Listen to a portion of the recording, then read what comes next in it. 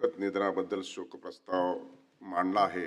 या प्रस्तावावर बोलण्यासाठी मी सन्माननीय सदस्य श्री उद्धवजी ठाकरे साहेब यांना विनंती करतो.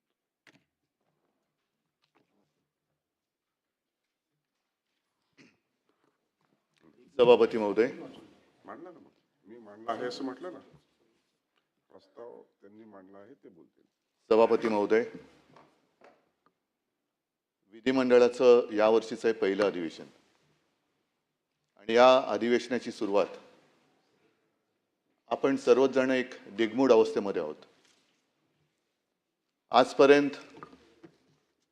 नेहमी सभागृहात दिसणारे आपल्याला सर्वांनाच आपले वाटणारे अजितदादा या सभागृहात किंवा या विधिमंडळात आज दिसत नाही, ही खंत आपल्या सगळ्यांच्या मनात आहे. माणसं येतात, माणसं जातात, माणसं असताना त्यांचं महत्त्व कधी कळत नाही आणि ती नसतात त्यावेळेला त्यांचं महत्त्व कळून काही उपयोग होत नसतो. अनेक जण अशी असतात की जी जवळ असताना कळत नाहीत, पण काही जण अशी असतात की जी जवळ आल्यानंतर आपल्याला व्यवस्थित कळतात. या विधिमंडळामध्ये अनेकांच्या राजकीय कारकिर्दीची सुरुवात अजितदादांच्या बरोबरीनेच झाली असेल. काळ एकच आहे, साहजिकच आहे. विशेषतः माझ्या कारकिर्दीची सुरुवात ही अजितदादांच्या पक्षाच्या आणि त्यांच्या विचारधारणेच्या विरोधातली होती. आम्ही कधी एकत्र येऊ असं ध्यानीमनी सुद्धा वाटलं नव्हतं. अजितदादांच्या बद्दल म्हणायचं झालं तर 2 सकाळ अशा होत्या, त्यातली एक सकाळ ही महाराष्ट्राला त्यांच्या कृतीने धक्का देणारी होती आणि दुसरी सकाळ ही महाराष्ट्राला चटका देणारी होती, अंतःकरणाला चटका देणारी होती. आम्ही कधी एकत्र येऊ असं आम्हाला वाटलं नव्हतं. हे जे मी आपल्याला सांगितलं त्यावेळेला साहजिकच आहे, दोन्ही पक्ष हे राजकीयदृष्ट्या एकमेकाच्या विरोधात होते. एकत्र आलो, अनपेक्षितपणाने एकत्र आलो आणि एकत्र आल्यानंतर साहजिकच आहे की मनामध्ये एक नाही म्हटलं तरी अढी होती.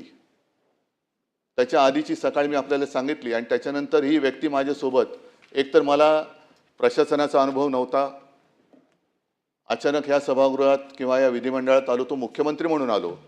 कामकाज कसं चालवायचं त्याच्यात सहकारी सगळे विरोधातले होते ते आहेत. अजितदादांसारखा एक सहकारी ज्यांनी एक धक्का दिला होता आणि आपल्यासोबत उपमुख्यमंत्री म्हणून बसणार, हे थोडंसं त्यावेळेला नाही म्हटलं तरी अनपेक्षित होतं. पण जसजसं कामकाज सुरू झालं तेव्हा मला कळलं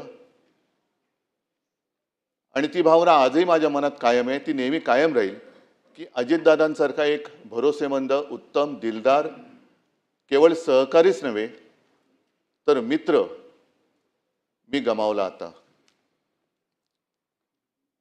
शासकीय किंवा प्रशासकीय कामकाजामध्ये एक खंबीर मला पाठिंबा होता, आधार होता.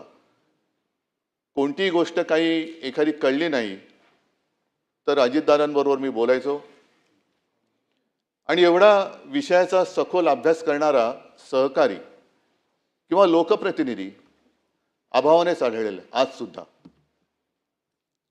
त्यांचं वैशिष्ट्य म्हणजे ते 6 वेळा उपमुख्यमंत्री होते हे तर आहेच,